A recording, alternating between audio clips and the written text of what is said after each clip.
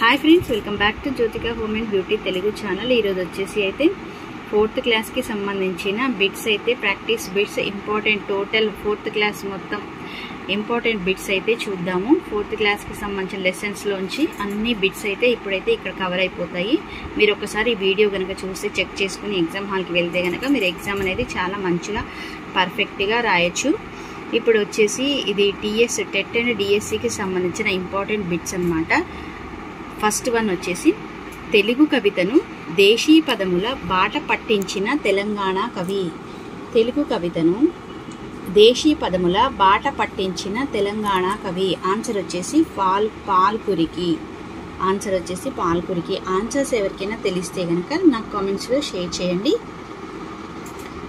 తెలంగాణలోని భక్త కవులలో ప్రముఖుడు పోతన। ఆన్సర్ వచ్చేసి పోతన। కోడెముక్కుల కొలువు అని ఏ దేవుణ్ణి పిలుస్తారు?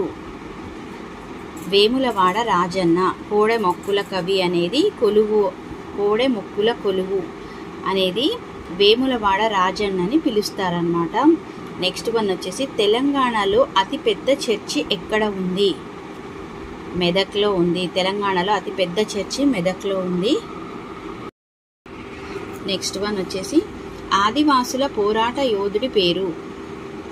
ఆదివాసుల పోరాట యోధుడి పేరు కుమ్రం భీమ్। ఆన్సర్స్ ఎవరికైనా తెలిస్తే గనక కామెంట్స్లో షేర్ చేయండి। నల్ల బంగారం అని దేనిని పిలుస్తారు? నల్ల బంగారం అని బొగ్గును పిలుస్తారు। ఆన్సర్ వచ్చేసి బొగ్గు, fourth one. Next one Perini శివతాండవం ఏ రాష్ట్రానికి చెందినది? పేరిణి శివతాండవం అనేది తెలంగాణ రాష్ట్రానికి చెందినది। పరమానందయ్య శిష్యులు వాగులో దేనిని ముంచారు? పరమానందయ్య శిష్యులు వాగులో దేనిని ముంచారు? మండుతున్న కట్టెను। మండుతున్న కట్టెను అనేది వాగులో ముంచారు పరమానందయ్య శిష్యులు। నెక్స్ట్ వన్ గజాసురుడు అనే రాక్షసుణ్ణి సంహరించిన వాడు? గజాసురుడు అనే రాక్షసుణ్ణి సంహరించిన వాడు పరమశివుడు।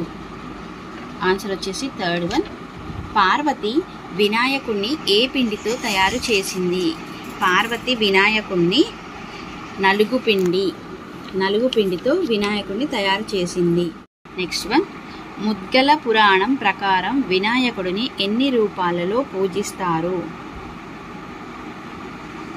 వినాయకుణ్ణి 32 పురాణం ప్రకారం వినాయకుని 32 రూపాలలో పూజిస్తారు।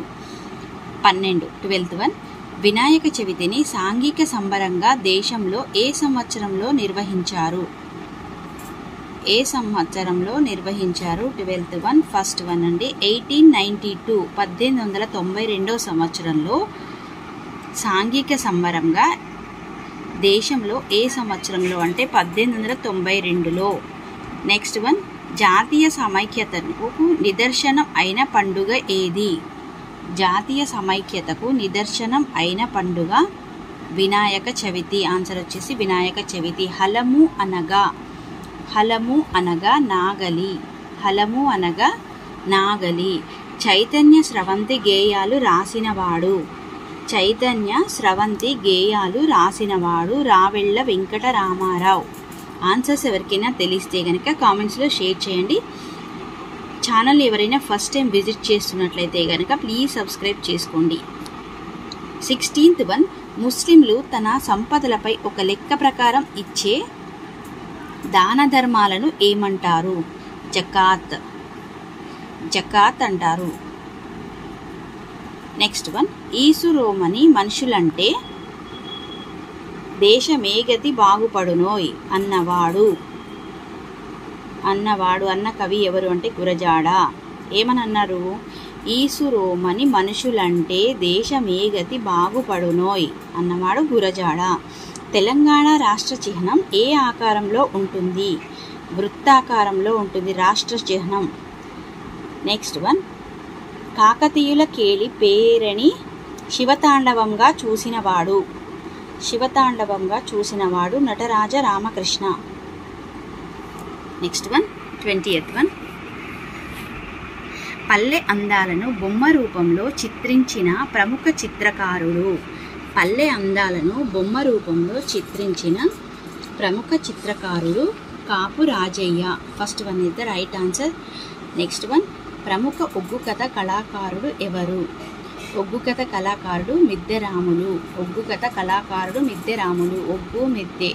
సుమతి శతకంలోని ఛందస్సు ఏది? సుమతి శతకంలో కందం ఉంటుందండి. కందం ఛందస్సు అనేది కందం. హేమము అనగా, హేమము అనగా బంగారము.